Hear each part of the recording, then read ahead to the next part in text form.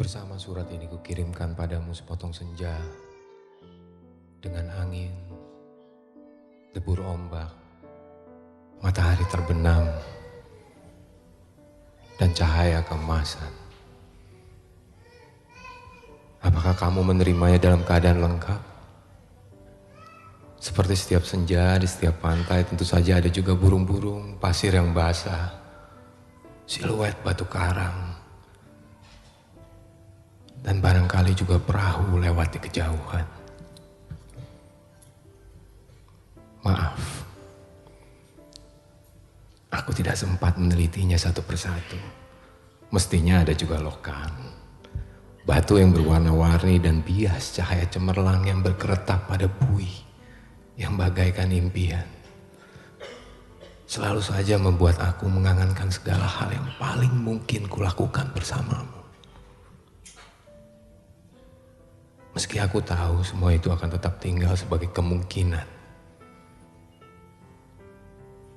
yang entah kapan menjadi kenyataan.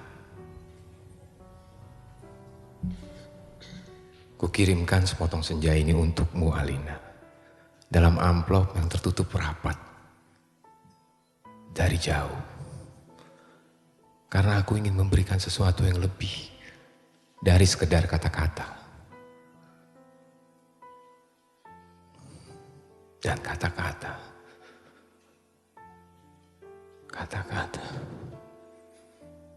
ternyata tidak mengubah apa-apa. Aku tidak akan menambahkan kata-kata yang sudah tak terhitung jumlahnya dalam sejarah kebudayaan manusia, Alina. Untuk apa? Kata-kata tidak ada gunanya dan selalu sia-sia. Lagi pula siapakah yang masih sudi mendengarnya? Di dunia ini semua orang sibuk berkata-kata tanpa pernah mendengar kata-kata orang lain. Mereka berkata-kata tanpa peduli apakah ada orang lain yang mendengarnya. Bahkan mereka juga tidak peduli dengan kata-katanya sendiri. Sebuah dunia yang sudah kelebihan kata-kata tanpa makna. Kata-kata sudah luber dan tidak dibutuhkan lagi. Setiap kata bisa diganti artinya, setiap arti bisa diubah maknanya. Itulah dunia kita, Alina. Kukirimkan sepotong senja untukmu, Alina, bukan kata-kata cinta.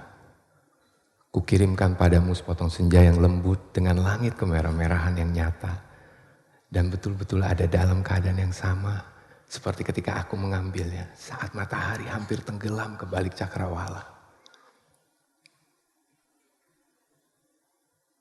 Alina yang manis, Alina yang sendu. Akan kuceritakan padamu bagaimana aku mendapatkan senja itu untukmu. Sore itu, aku duduk seorang diri di tepi pantai, memandang dunia yang terdiri dari waktu, memandang bagaimana ruang dan waktu bersekutu, menjelmakan alam itu untuk mataku. Di tepi pantai, di tepi bumi, semesta adalah sapuan warna keemasan dan lautan adalah cairan logam. Meski buih pada debur ombak yang menghempas itu tetap saja putih seperti kapas. Dan langit tetap saja ungu, dan angin tetap saja lembab dan basah, dan pasir tetap saja hangat ketika kususupkan kakiku ke dalamnya. Kemudian tiba-tiba senja dan cahaya gemetar. Keindahan berkutat melawan waktu dan aku tiba-tiba teringat padamu. Barangkali senja ini bagus untukmu. Pikirku, maka aku potong senja itu sebelum terlambat. Ku kerat pada 4 sisi lantas ku masukkan dalam saku. Dengan begitu keindahan itu bisa abadi dan aku bisa memberikannya padamu. Setelah itu aku berjalan pulang dengan perasaan senang dan aku tahu kamu akan menyukainya. Karena aku tahu itulah senja yang selalu kamu bayangkan untuk kita. Aku tahu kamu selalu membayangkan hari libur yang panjang, perjalanan yang jauh. Dan barangkali sepasang kursi malas pada sepotong senja di sebuah pantai di mana kita akan bercakap-cakap sembari memandang langit sambil berangan-angan, sambil bertanya-tanya apakah semua ini memang benar-benar telah terjadi. Kini, Senja itu bisa kamu bawa kemana-mana. Ketika aku meninggalkan pantai itu, kulihat orang-orang datang berbondong-bondong. Ternyata mereka menjadi gempar karena senja telah hilang. Kulihat cakrawala itu berlubang sebesar kartu pos. Alina sayang, semua ini telah terjadi dan kejadiannya akan tetap seperti itu. Aku telah sampai ke mobil ketika di antara kerumunan itu kulihat seseorang menunjuk-nunjuk ke arahku. Dia yang mengambil senja itu. Saya lihat dia yang mengambil senja itu. Kulihat orang-orang itu melangkah ke arahku. Melihat gelagat itu aku segera masuk mobil dan tancap gas. Catat nomornya, catat nomornya. Aku melejit ke jalan raya, aku kebut mobilku tanpa perasaan panik. Aku sudah berniat memberikan senja itu untukmu. Dan hanya untukmu saja, Alina. Tak seorang pun boleh mengambilnya dariku. Cahaya senja yang kemasan itu berbinar-binar di dalam saku. Aku merasa cemas karena meskipun kaca mobilku gelap, tapi cahaya senja itu tentu cukup terang dilihat dari luar. Dan ternyata cahaya senja itu memang menembus segenap celah dalam mobilku sehingga mobilku itu meluncur dengan cahaya cemerlang ke aspal maupun ke angkasa. Dari radio yang kusetel aku tahu, berita tentang hilangnya senja telah tersebar kemana-mana. Dari televisi dalam mobil bahkan kulihat potretku sudah terpampang. Aduh, baru hilang satu senja saja sudah paniknya seperti itu. Apa nggak bisa nunggu besok? Bagaimana kalau setiap orang mengambil senja untuk pacarnya masing-masing? Barangkali memang sudah waktunya dibuat senja tiruan yang bisa dijual di toko-toko, dikemas dalam kantong plastik dan dijual di kaki lima. Sudah waktunya senja diproduksi besar-besaran supaya bisa dijual anak-anak pedagang asongan di perempatan jalanan.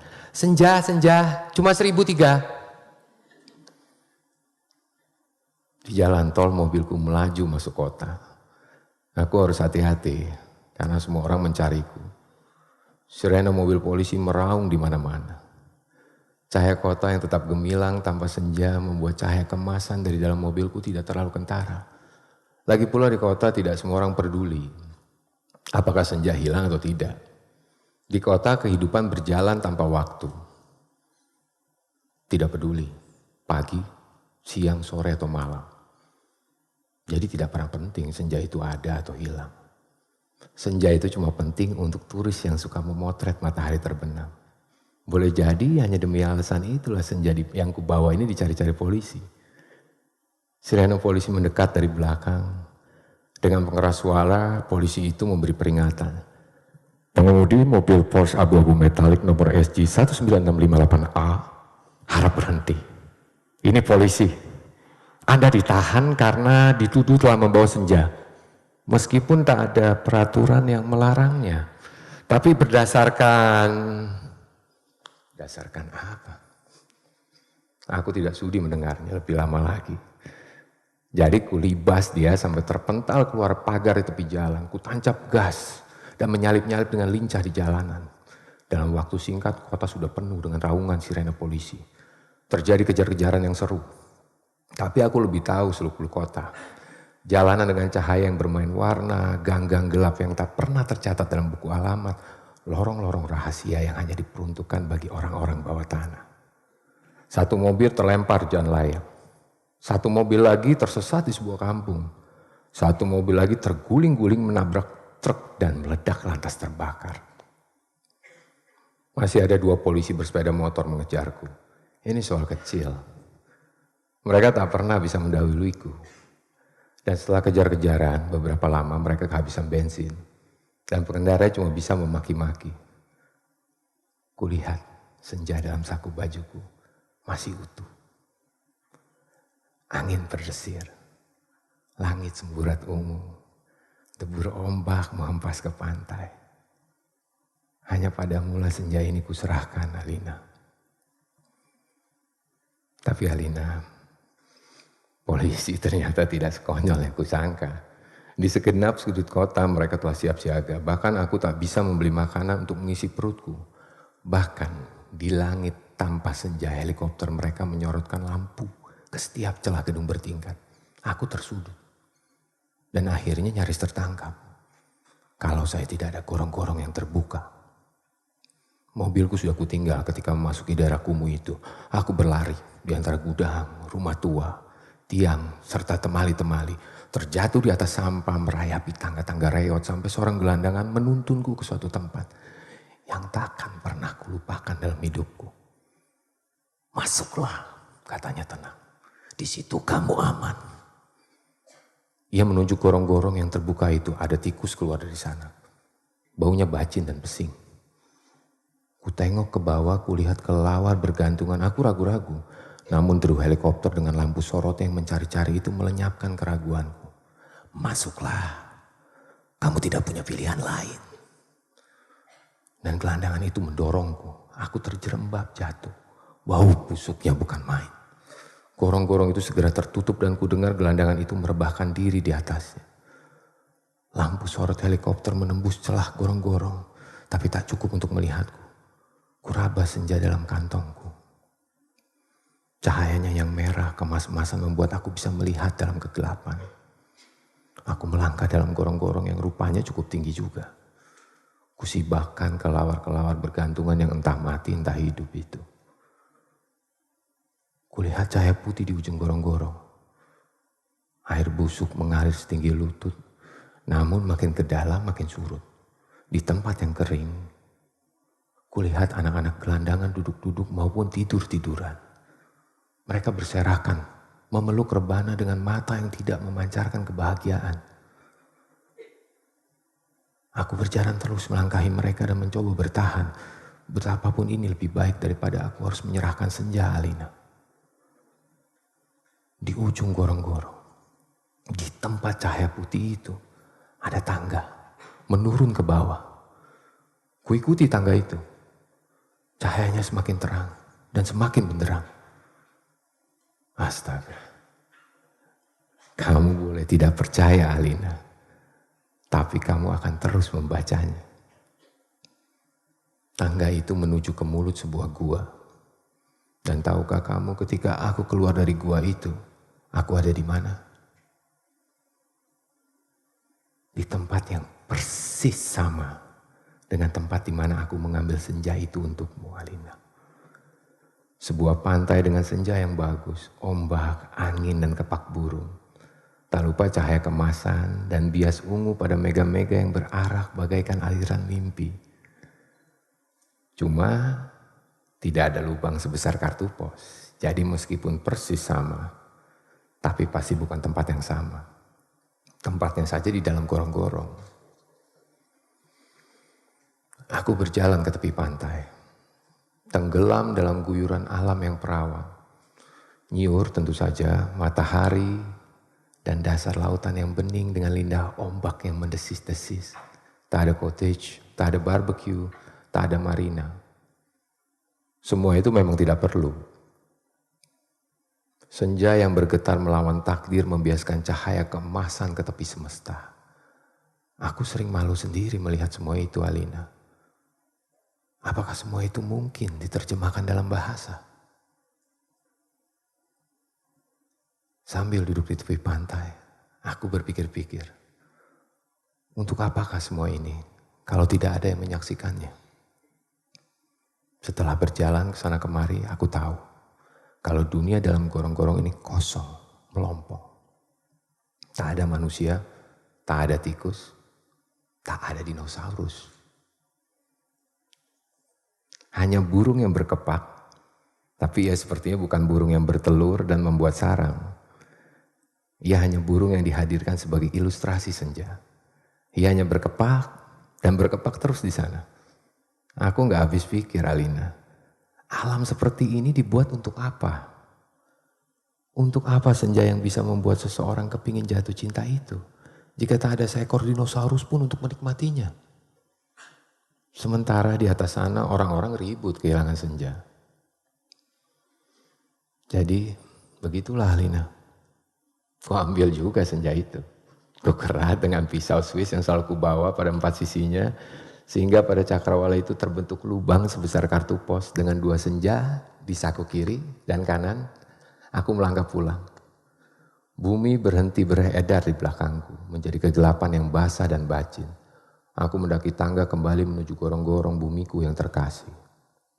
Sampai di atas, setelah melewati kelawar berkelantungan, anak-anak gelandangan berkaparan, dan air setinggi lutut, kulihat polisi berhelikopter sudah pergi. Gelandangan yang menolongku sedang tiduran di bawah tiang listrik sambil niup saksofon. Aku berjalan mencari mobilku. Masih terparkir dengan baik di supermarket. Tampaknya bahkan baru saja dicuci. Sambil mengunyah pizza, segera aku kebut mobilku menuju ke pantai dengan 2 senja di saku kiri dan kanan, lengkap dengan matahari, laut, pantai, dan cahaya kemasannya masing-masing. Mobilku bagai memancarkan cahaya ilahi. Sepanjang jalan layang, sepanjang jalan tol, ku tancap gas dengan kecepatan penuh.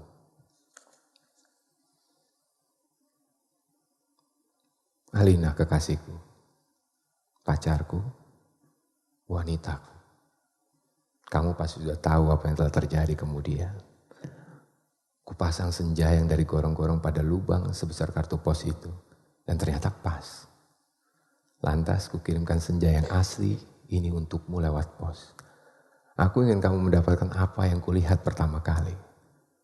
Senja dalam arti yang sebenarnya. Bukan semacam senja yang ada di gorong-gorong itu.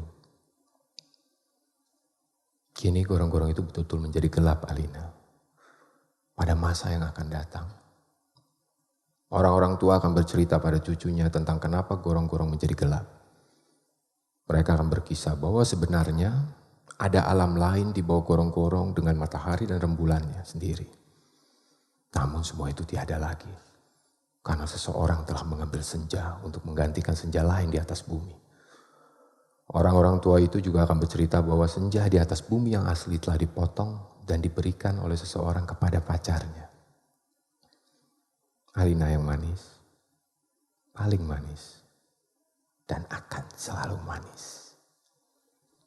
Terimalah sepotong senja itu hanya untukmu dari seseorang yang ingin membahagiakanmu. Awas. Hati-hati dengan lautan dan matahari itu. Salah-salah cahayanya membakar langit dan kalau tumpah, airnya bisa membanjiri permukaan bumi. Dengan ini kukirimkan pula kerinduanku padamu. Dengan cium, peluk, dan bisikan terhangat dari sebuah tempat yang paling sunyi di dunia. Seno Gumiraji Dharma, Karangbolong, Jakarta 1991. Terima kasih.